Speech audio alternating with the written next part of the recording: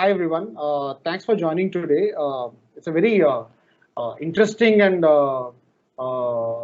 increasingly popular topic. Less than a decade back, there were not too many of these unicorns around, but now we again seem to be going back, just like the age of dinosaurs. They seem to be there everywhere now. So it's become a lot more commonplace and a more common problem for people to handle. And the biggest question that they all are struggling with: what next? And that's the topic that we're going to spend talking today. It will be great if you guys could take a few seconds to introduce yourself, and then we can start off with the discussion. Mario, you want to go first?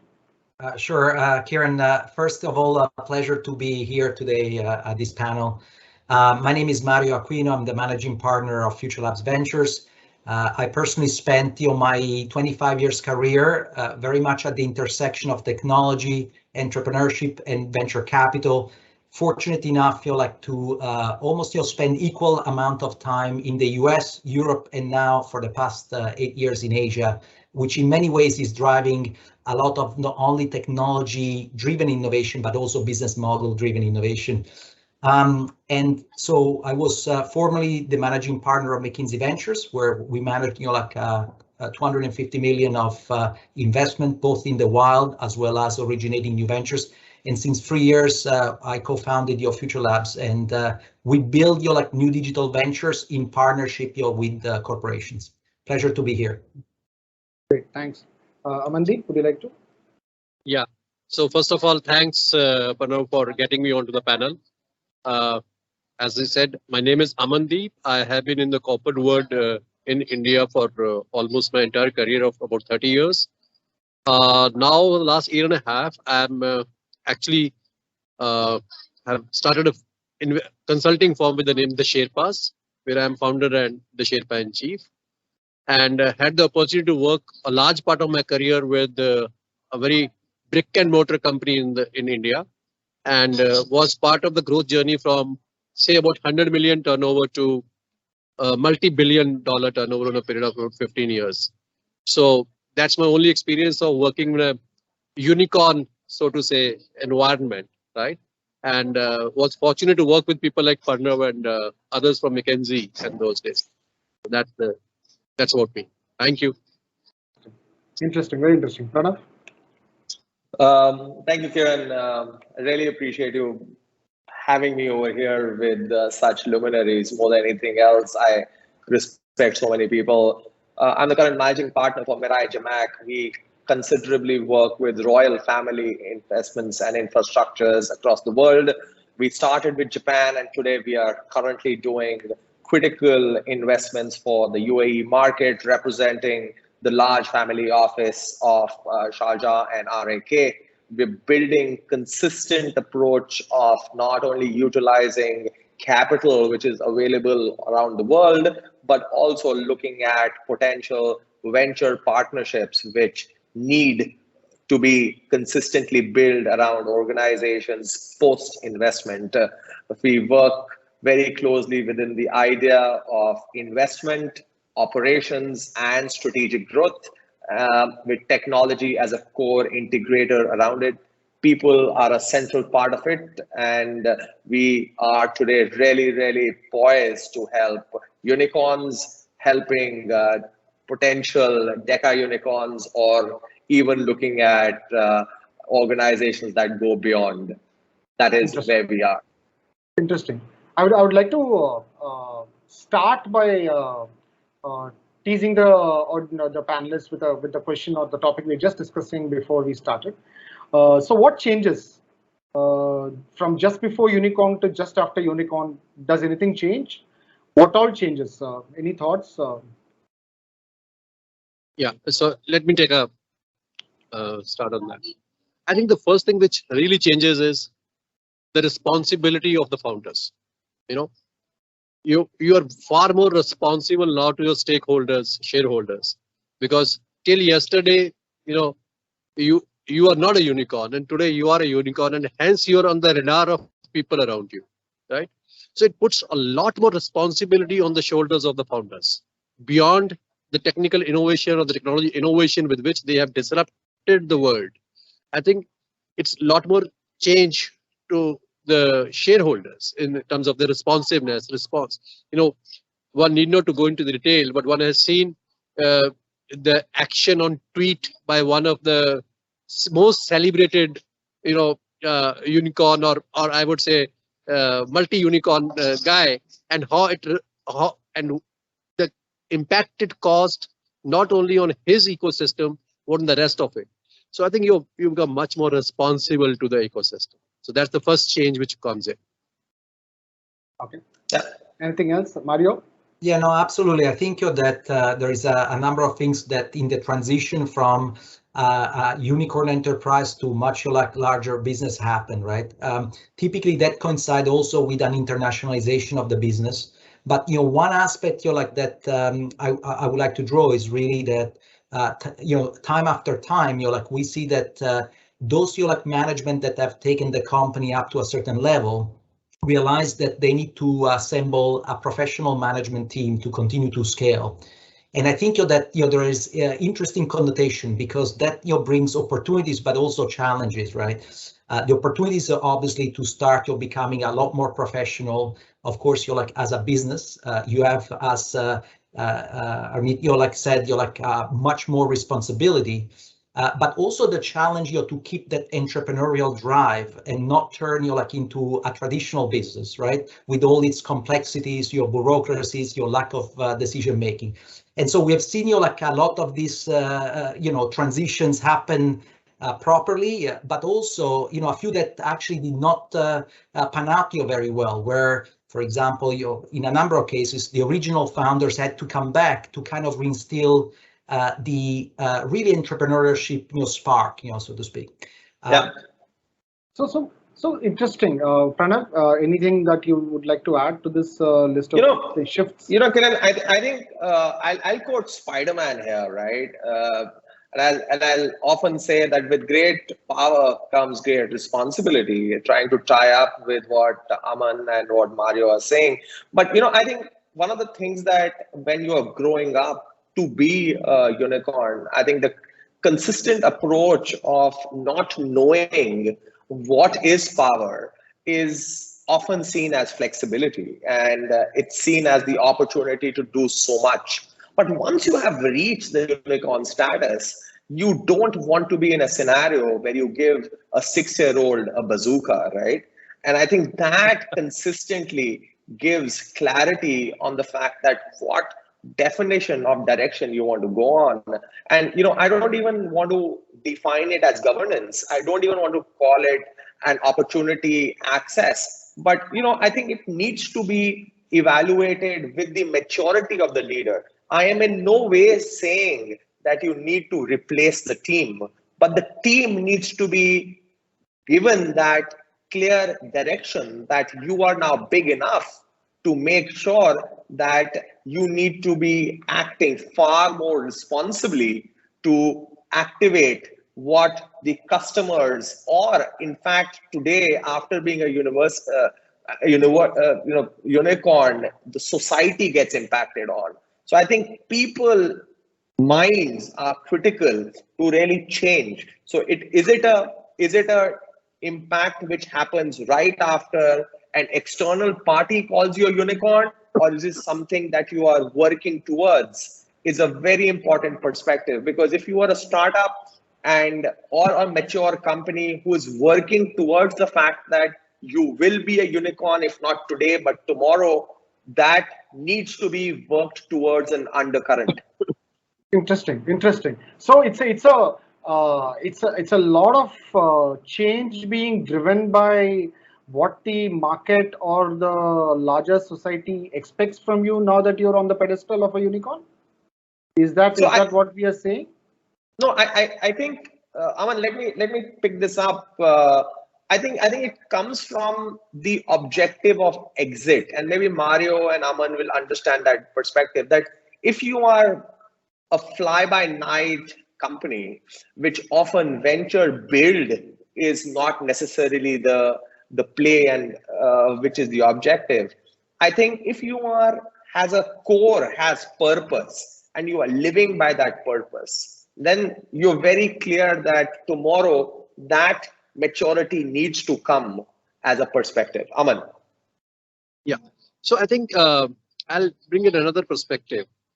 Another way to look at it is that nothing actually changes.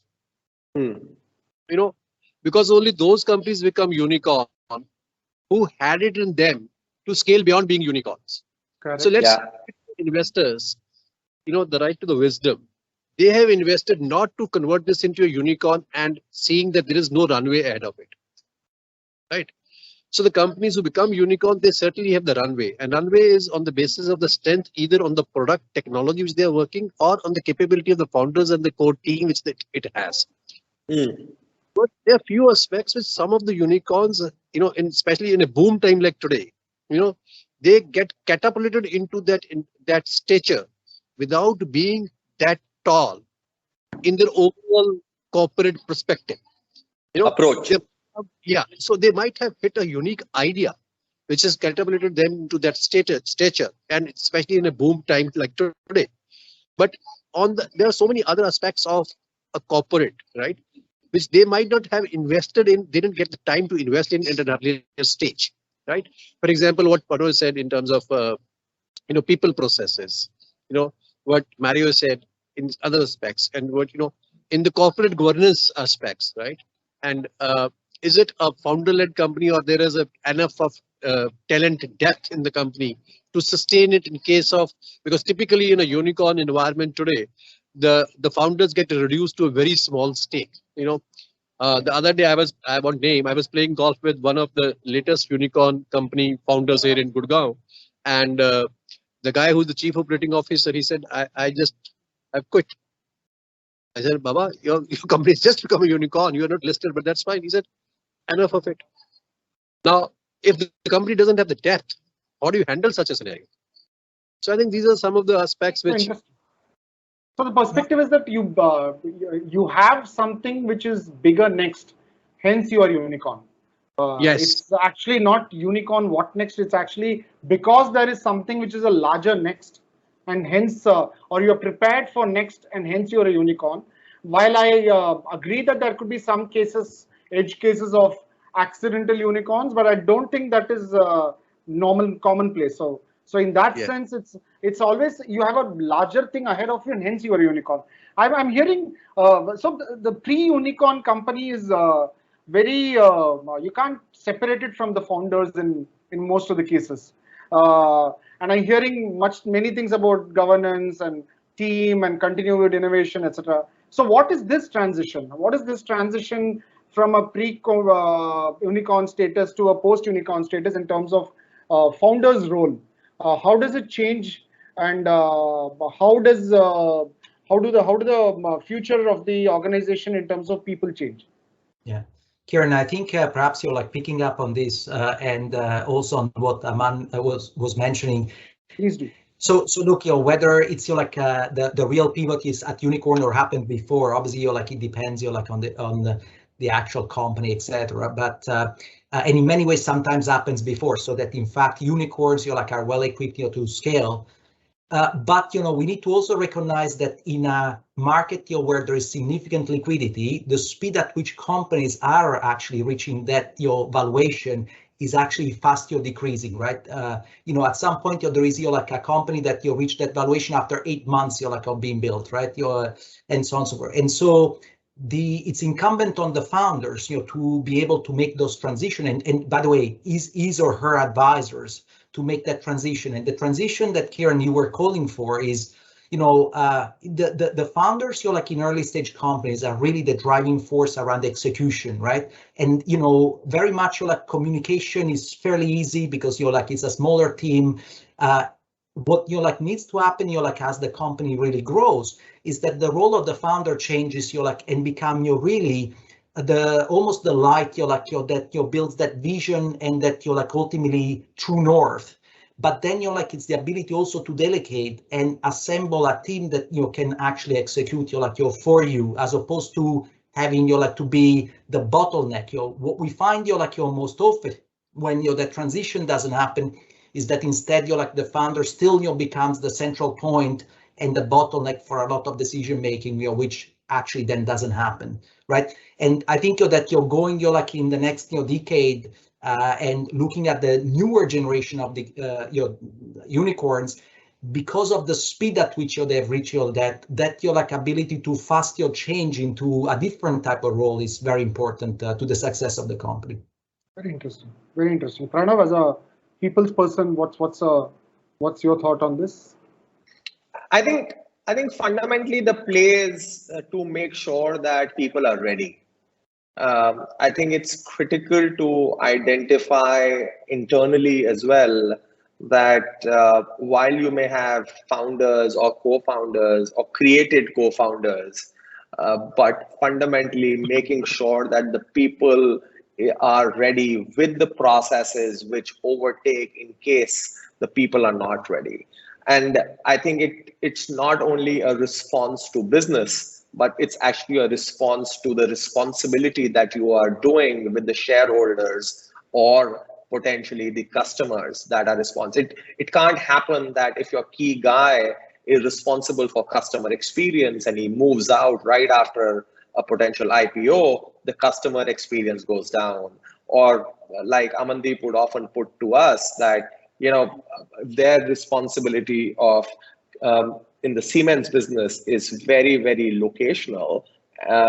If that regional sales manager leaves, it doesn't mean that the people around that market get decimated because that person is not there. So I think the conduit of taking people, which are very, very important, but delivering background processes to make sure that they are both at the equal space, not one on top of the other, but really at the equal space, to make sure that the continuity, business contingency are all in control.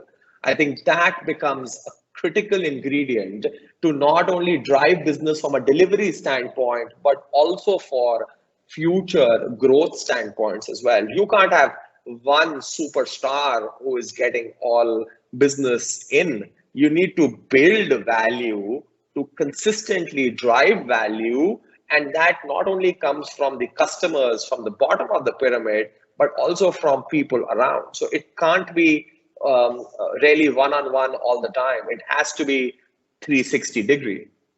How do you make this shift? We were talking about more responsibility, better corporate structures, larger team, no longer individual centric.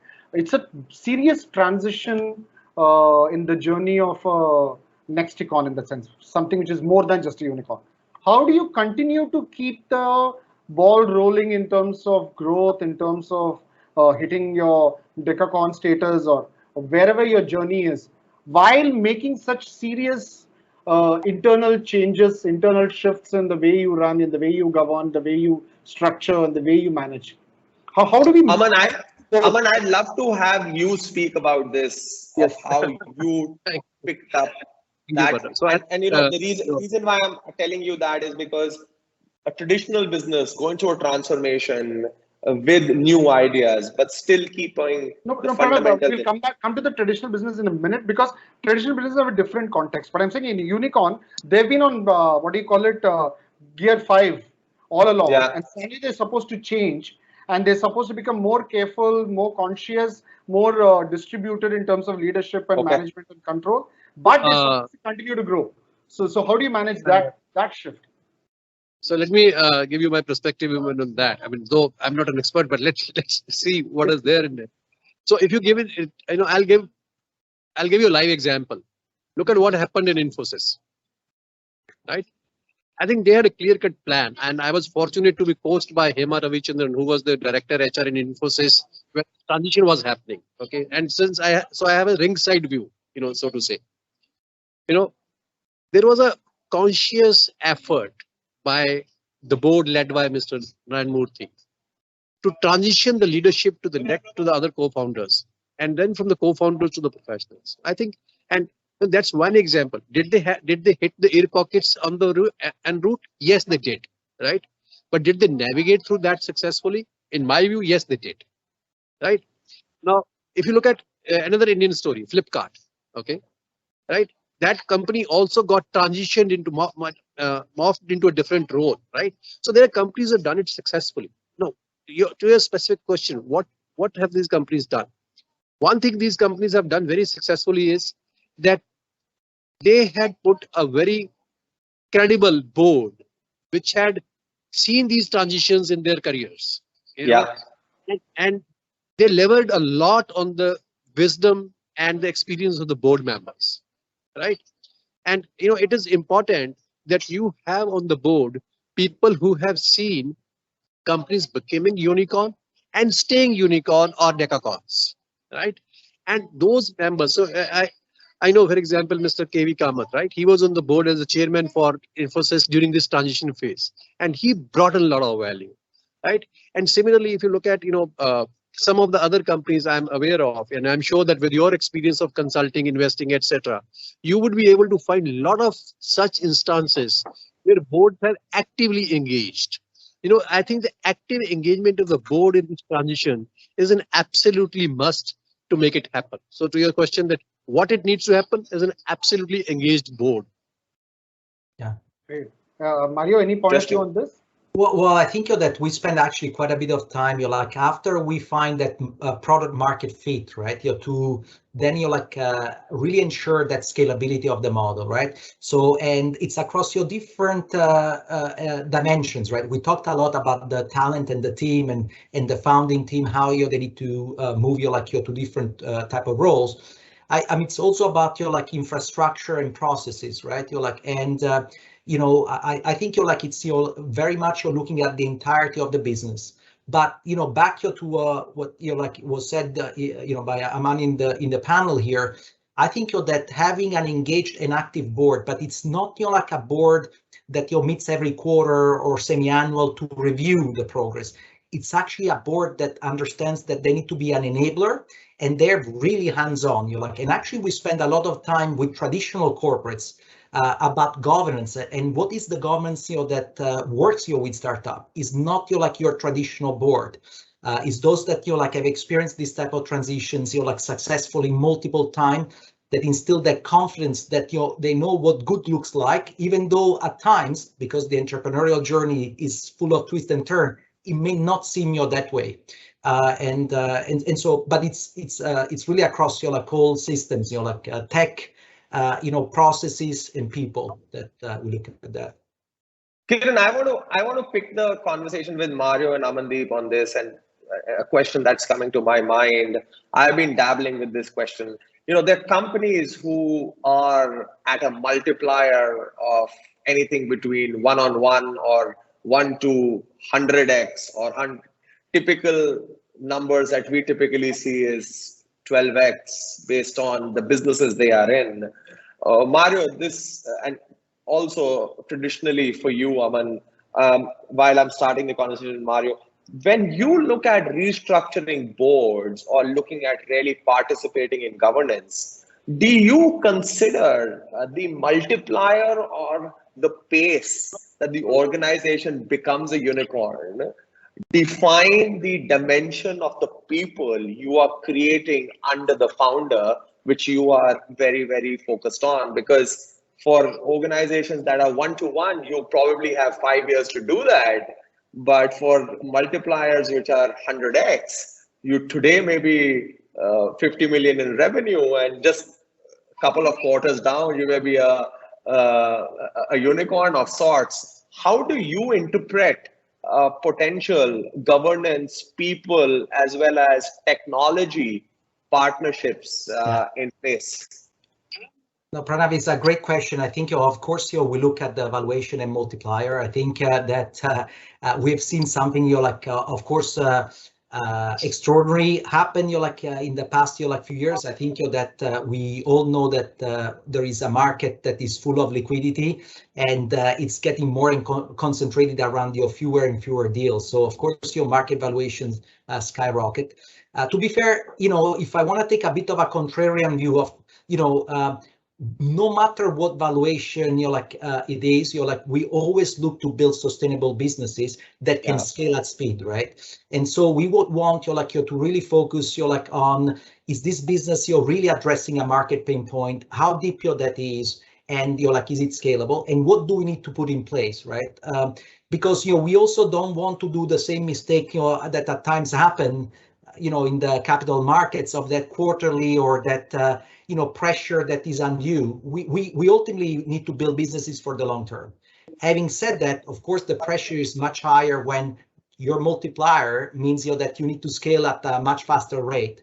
But we benefit from the fact that typically, because we're more early stage investors, we're able to actually invest at multiplier that are perhaps more sensible, and then really look at the sustainability of the business. So we try to kind of stay away from that undue pressure. I think that there was a great conversation we had a few months ago with the chairman of Alibaba in the US about some of the negative effects that having a high valuation puts on the business, and the importance of the management team to reinstill the right direction of focus around customers, around really building a great long-term business as opposed to chasing market valuation. So that's our take on that.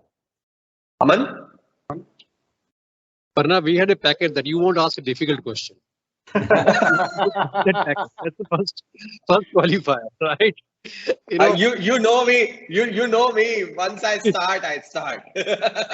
And we don't want to lose an opportunity to get this from you. It's not something which we'd have. So yeah. I think it's important. Yeah. But on a little serious note, I think horses for courses is what I would say. There is no one answer which fits all. Okay. So let me divide these unicorns into two distinct buckets. One, a unicorn which has become unicorn at the time of listing. Another unicorn which has become unicorn because of the investors' confidence, or the financial investors' confidence in the company, right? Before they go public. Okay. So the ones which have to kind of take care of a relatively smaller set of investors before you go public, right? You still have a relatively smaller set of people with whom you need to convince the investor that this is the path I'm taking, and hence please guide, coach, and so on and so forth, right? So it's more of a decision where investors are a part of your decision making at that stage, right?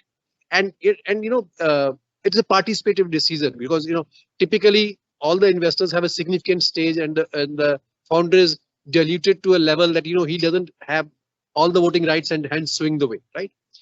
And whereas if you have become a unicorn because of the listing, you have a much larger audience to address to. Correct. To answerable to a bigger audience. Okay, so your responsiveness to that is required to be far more different. Having said that, I think the limited investors scenario is relatively more, I would not say more forgiving, but it still is contextual, and they understand that, okay, if this is a sudden jump in the revenue or the excess which has happened, company will take some time, instead of 3 days, it may take 3 months. For example, what happened during the lockdown with Big Basket, right? In Indian context, all of a sudden, the orders which they were receiving, they went up, which nobody could have ever imagined, right? And they struggled. If you read the posts of those guys in those days, they really struggled. But eventually, the investors had the confidence that the founders are doing the right things. They will get it right, and they got it right, right? The problem is that when you are already a unicorn through listing, then you may get hammered on the browser, right? But I think if the founder is confident that I don't care if the hammering happens, I have to do the right things. And there is a board which is matured enough, and there are key investors on the board which are, I would say, which have seen some of these ups and downs on the browsers, right? So they don't get really worried about hammering on a particular day, on a particular event, right? They stay the course, provided the founder is able to inspire the confidence in the board that they're on the right course. I think that's where the very actively engaged board, a board with wisdom, a board with wisdom makes a difference. A lot of people have the knowledge about the business, but wisdom comes with age and experience. I'm sorry, I'm a little old, so I'll take the advantage of saying that, right? So I think the people who have seen a few cycles on the browser, right? Yeah. They know these things come and happen, so they don't get unnecessarily worried about that. So I would say that comes in handy. So that's my Interesting. Fantastic. So coming back to the the other topic that we all wanted to speak about. So if this is a motor which can be implanted into an unicorn about how to shift towards better corporate governance, better processes, better people management or leadership structures, while not losing innovation and while not losing the pace of growth. Can we plug this motor into the many $400 million to $1 billion valuation companies in the world and turbocharge them? Is it something which happens? Is it something which is possible? Is it, from a management theory perspective, is it applicable? Can this engine be plugged into many such others?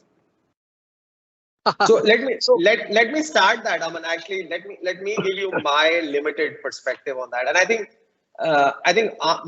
our drive at Mirai is very critical to the approach of driving excellence. In case there is a concern of financial partnership which is stopping them by, I think the approach is that capital is available, but execution isn't. And I think that clearly defines the way which what I know Future Labs is wanting to drive excellence on, and what I at Mirai is trying to build. And the reason why we don't often talk to I know my senior leaders often tell me that talk to pension funds to raise capital, and I am consistently against that, is because the pension funds, end of the day, are looking at a number which is an equivalent to their annuity perspective, versus a royal family is looking at purpose. And I think purpose is right after when you define the cash flow for an organization. So in my view, if you are able to shift away from the core construct of cash flow and then define the real pivots of commercialization and people, obviously today with a critical denominator of technology, I think that is where the position, that's the engine that you are looking at, not only at 500 million, you can also drive SMEs, which are smaller SMEs, to really build that. And I think that's where the real genius of the worlds are currently. So are you saying you have an engine and you can fit it in? Yeah, I think that's where that's Mario, do you think it's possible? Do you think it's Well, I think the fundamental premise on which we build Future Labs is that capital, is available for the right investments, but you need actually operating capabilities to really make a difference, right? And that's what we focus on, because look, for as big as this company, unicorn or below, they're still fragile entities that need a lot of to really scale into regional global players. And while Future Labs has built indeed this type of operational capabilities, from bringing the right clients to kind of expanding the right team and talent to also bring the right capital, I think that we also see a big role that corporates have to play. But it's important that corporates understand that it's more about them becoming an enabler of the growth of potential these innovative companies, right? What type of assets they can draw to help the company scale? Is it customers? Is it proprietary data? Is there professional experience and expertise to professionalize the management team, etc.? And we believe that there is a really important role that they can play for mutual benefit. We call it the best of both worlds, right? Innovators have that distinctive way to drive innovation, execute at speed, and that corporate can learn from. But equally, the corporate has a significant footprint, professional management on which now that early stage venture that has become big needs to start learning from. And when things happen well, it's a marriage made in heaven, and we try to make it happen. Yeah. Interesting. Yeah. Interesting. So Aman? Let me add another perspective or another angle to it. As Pranav said, capital is available. Okay. And as Mario said, all those processes, systems can be replicated. But one thing which I feel is very critical, it's like air, for breathing, is the culture. And that's the most difficult thing to replicate. I remember in good old days, when we were students, we were taught about Toyota productivity system. And there are reams of books written on it. And Toyota is very open to conduct people through their Toyota productivity system, even to the competition. But there are not many competition who have been able to replicate that, because it's because of the culture in that company, right? Similarly, if you look at Tesla, what they are doing, the innovation, everybody is seeing that what's happening there. But can people replicate that? Why can't the people replicate that? Why can't the engine be just brought in and fitted into another, smaller company, let's say, to fly at the same pace? I think it's the culture of innovation, the culture of execution, the culture of systems and processes, right? So I think that is something which differentiates from those who make it happen and who miss the bus. That's why they need us, Aman. Sorry? That's why they need us, Aman. Being the share part to sharing, to make sure that the engine works. Aman, if I ask, so how different is it from the traditional PE opportunity? Sorry, can you please explain it a bit? Saying the traditional PE who sees an opportunity in a business or a business which is, say, at an X stage, to be able to bring in fresh capital of that is required, and to be able to catapult that business into a $1 billion plus or a 2x or a 5x or a 10x valuation. That's their business model, right? That's their investment thesis in game. So very valid question. I got that question now. See, Kiran, I think typical the PE funds come for a defined window of time. Say 6 years, right? The fund life is typically 6 years, extendable by another couple of years, right? 6 to 8 years is the fund life, right? Okay. So what I've seen is, since I worked in the stress asset space for a while in the country, what I see is that the reason the companies go under is certainly the financial bit also. Okay. So if there is a financial structure which is not created over a period of time, which is unsustainable, a PE fund comes, gives that air as an oxygen of cash, right? Brings it to a certain level. But what we are talking about from a unicorn onwards, right? What we are saying is a unicorn to a decacorn, right? Now, I think there, a continuity and sustainability, which Mario was saying earlier, right? Now, can you replicate that? What has happened in, for example, in Infosys, or what has happened, for example, in a Tata Group over centuries, over years, over decades, right? I think there the culture has a much larger role to play. So short-term window versus long-term is what I would say. Yeah. So because I was just thinking, by the time a startup reaches a unicorn kind of a stage, most of their existential questions have been answered. Why do they need to exist and what do they do kind of a thing is already answered. Then frankly, this whole fitting into that whole engine of PE multiple or a 10x or a 5x or a 20x from this current situation is that's a very similar engine to what you would do to a family built business. And I'm hoping to get a very specific answer from both of you, Mario and Aman, on this. From a traditional business or a corporate culture, to be able to put this charge in to take you 5x, 10x, 20x times. And that's largely been a very strong PE play. It's actually the playbook for large funds in that sense. So do you see similarities, or are startups too wild and too frenzied? Is the unicorn world too dangerous to be even compared to or replicated with this kind of these kind of businesses? Well, maybe Kiran, I'll attempt to address that, and please direct me if I am not answering the question you want. But look, to me, a couple of things. First, we need to distinguish, right? Like there is PEs today, are moving more into venture, right, and growth capital, as much, right? But it's also clear that even PEs that have a strong operating team, the DNA that needs to happen, as they move, into the earlier stage of growth and then potentially even venture capital, is different, right? Traditional businesses or more established multi-billion-dollar businesses, I think that a lot. It's around really increasing the efficiency of that business. And driving your cost effectiveness. Perhaps pricing optimization. It's almost optimization.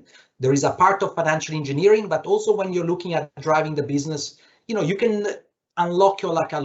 Around because of the scale of the business. I think in the tech companies that in tech world that we live in, we're really very much still talking about growth and sustainable growth, and the approach is very hands-on. You don't hire a bunch of consultants to optimize your pricing. You really need to drive it at a different game, right? And completely reinvent the industries and sectors. So the ambition is bigger, much more hands-on, and that's what we see as well. Yeah. Got it. That's a very. You answered my question bang on in that sense. Thank you, Aman. I would love to hear your perspective on this. No, I think there is certainly a similarity between the two scenarios, and both of them have their own nuance, I would say.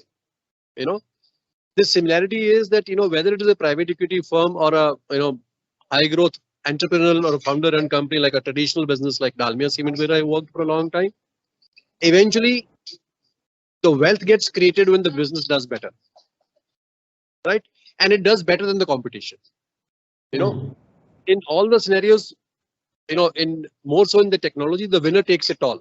In the traditional businesses, if you see any industry, steel, cement, aluminium, the top quartile performing companies are disproportionately higher valued compared to the industry valuations in general, right? So the one thing which is very common in whether you are a technology company, new age company, or a traditional company, you have to be better than the competition. So to that extent, it is the similarity. The nuance is that in the traditional businesses, they don't take investment decisions from quarter view or annual view. They take generations view. And nowadays I use very famous.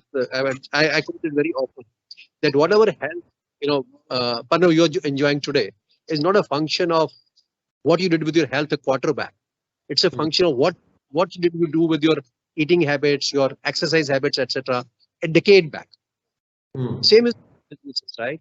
What you see as a success of a unicorn is not because of what it did last week or last year or last month. The problem is it gets the battering on the browser for what it did in the last quarter. What it gets rewarded for what it did actually 10 years back. So having that perspective, whether you are a private equity funded company or you are a founder-run company, the long perspective is an absolutely necessary thing. But I have seen family business have much longer perspective compared to a private equity funded where they are looking for an exit at the end of 6 to 8 years. Yeah. So that's the nuance I would say. Understood. Actually, very different perspectives. Mario coming in from a short lead life cycle, quick changing world, and generational shifts in the other side. Very, very interesting conversations. Sorry, Mario. If I may just add, having said that, Kieran, I think that the point that Aman just brought up is super important, right? I think that sustainability and long-term view, and that's why we like also long-term investors, right? I think it's becoming more and more important, right? And that drives everything. Right? Drives your business model, your ultimate purpose, of the company you're building. And also the type of investors you want to attract, right? I think that ultimately for founders that can attract the right capital, discerning which capital to take, and becomes super important. And I think we need to call it out because this is going to become a much more of a driving force in the next 10 years that has been perhaps in the past. 10. Yeah. Thank you so much for coming through. I think Kieran is on the other side of the internet. But thank you so much for coming through. I really appreciate you spending some time. Thank you, Aman. Thank you so much, Mario. And look forward to seeing the other side of the window. And see you soon. Wish you well. And thank you so much for the lovely conversation. Really Thanks a appreciate lot, it. Pranav, for getting us all together. Really appreciate. Thank you. Thank you so much. Look forward. Bye. Thanks, Mario. Very Bye. interesting perspective, Mario. Thank you. Thanks for enlightening us. Likewise, we all learn from each other. That's a wonderful thing to do. Nice to meet you all. Bye-bye. Bye. Thanks.